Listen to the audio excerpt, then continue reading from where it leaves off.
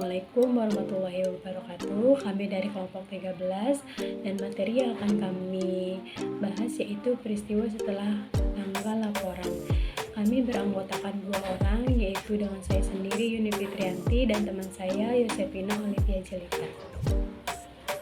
Definisi peristiwa setelah periode laporan yaitu peristiwa yang terjadi antara periode pelaporan dan tanggal laporan keuangan diotorisasi untuk terbit, baik peristiwa yang menguntungkan maupun yang tidak. Peristiwa tersebut dapat dibagi menjadi 2 jenis, yaitu yang pertama, peristiwa yang memberikan bukti atas adanya kondisi pada akhir periode pelaporan atau peristiwa penyesuaian setelah periode pelaporan, dan yang kedua yaitu peristiwa yang mengidentifikasikan timbulnya kondisi setelah periode pelaporan atau peristiwa penyesuaian setelah periode laporan.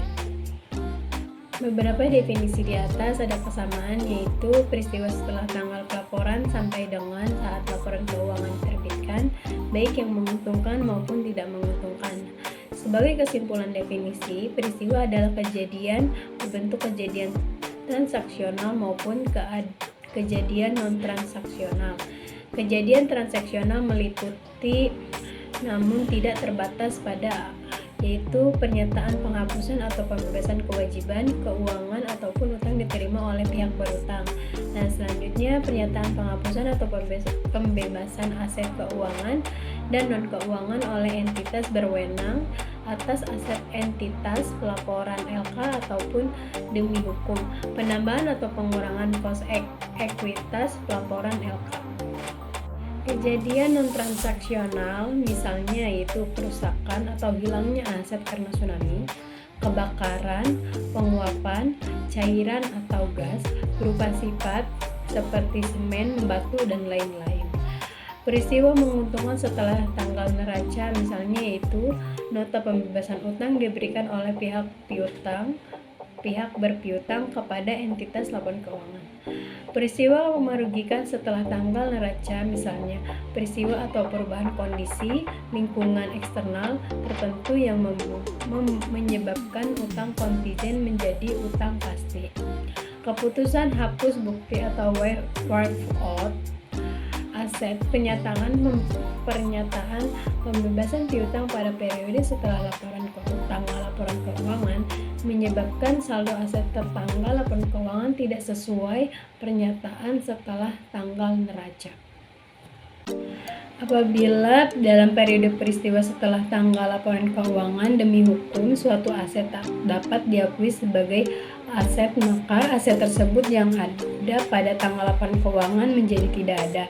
Aset setelah tanggal laporan keuangan tersebut sebelum laporan keuangan disahkan untuk dipublikasikan bagi umum sebagai misal, yang pertama, peristiwa musnah aset tetap, persediaan uang tunai, dan lain-lain karena bencana alam atau kebakaran pada periode setelah tanggal pelaporan keuangan. Yang kedua, kadaluarsa hak tagih pemerintah atas piutang pajak atau kadaluarsa hak tagih secara hukum demi hukum terjadi pada periode setelah tanggal laporan keuangan. Yang ketiga, kadaluarsa obat dengan tanggal kadaluarsa atau expired date pada periode setelah tanggal laporan keuangan, misalnya persediaan obat belum kadaluarsa pada tanggal neraca sehingga layak tercantum dalam neraca. 3 hari setelah tanggal neraca adalah tanggal kadaluarsa persediaan obat-obat tersebut sehingga perlu diungkapkan kepada pembaca laporan keuangan. Peristiwa setelah tanggal neraca yang memerlukan penyesuaian. Yang pertama, keputusan pengadilan yang menyatakan perusahaan memiliki kewajiban kini pada tanggal neraca. Yang kedua, indikasi penurunan nilai suatu aset pada tanggal neraca atau penyesuaian jumlah rugi penurunan nilai yang telah diakui, misalnya perusahaan bangkrut atau harga jual persediaan. Yang ketiga, harga perolehan aset atau hasil penjualan aset. Yang keempat, bagi laba atau bagi bonus. Yang kelima, kecurangan atau kesalahan. Peristiwa setelah tanggal neraca yang tidak memerlukan penyesuaian. Yang pertama, penurunan nilai pasar suatu investasi setelah tanggal neraca. Yang kedua, penggabungan usaha yang signifikan setelah tanggal neraca. Yang ketiga, pengumuman pemberhentian operasional. Yang keempat, dan pembelian dan pelepasan aset yang signifikan, pengambilan alihan aset oleh pemerintah.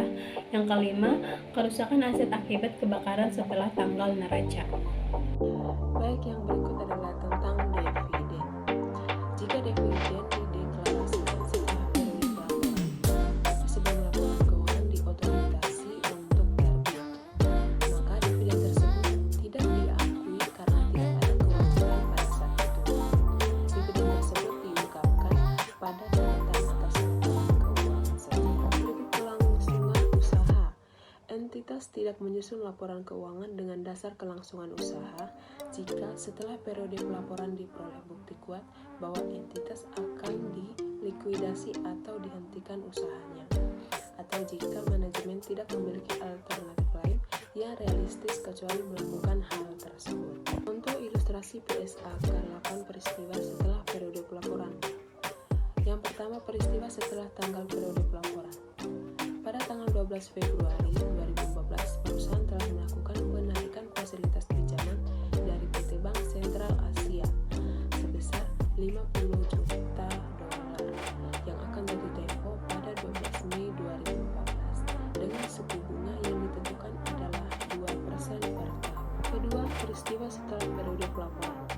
Pada tanggal 23 Januari 2013, DJBS membeli 92% saham PT Mitra Karya Prima dengan biaya perolehan sebesar 2.500 juta. Pada tanggal 23 Januari 2013, PT Haleora Power membeli 90% saham PT Mitra Indonesia Utama dengan biaya perolehan sebesar 10.174 juta.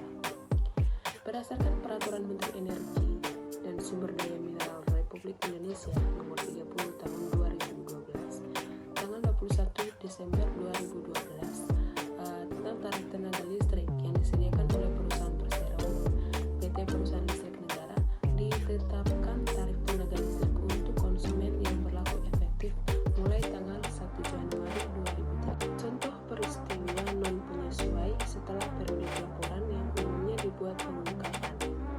Yang pertama, kombinasi bisnis signifikan setelah periode pelaporan atau pelepasan entitas anak yang signifikan.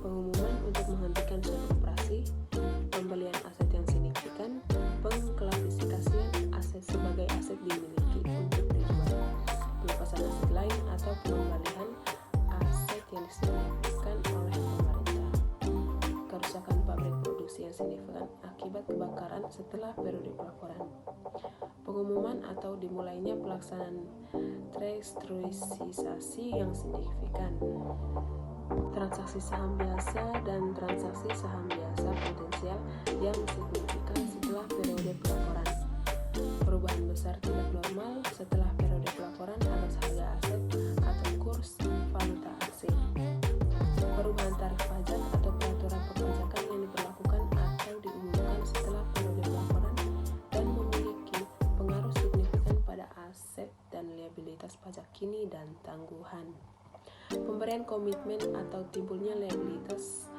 potensi yang signifikan, sebagai contoh menerbitkan jaminan yang signifikan, dimulainya proses tuntutan hukum yang signifikan dengan semata-mata timbul karena peristiwa yang terjadi setelah periode pelaporan. Baik teman-teman, sekian penjelasan dari kelompok kami tentang peristiwa setelah laporan. Apabila ada kesalahan, mohon maaf. Sekian dan terima kasih.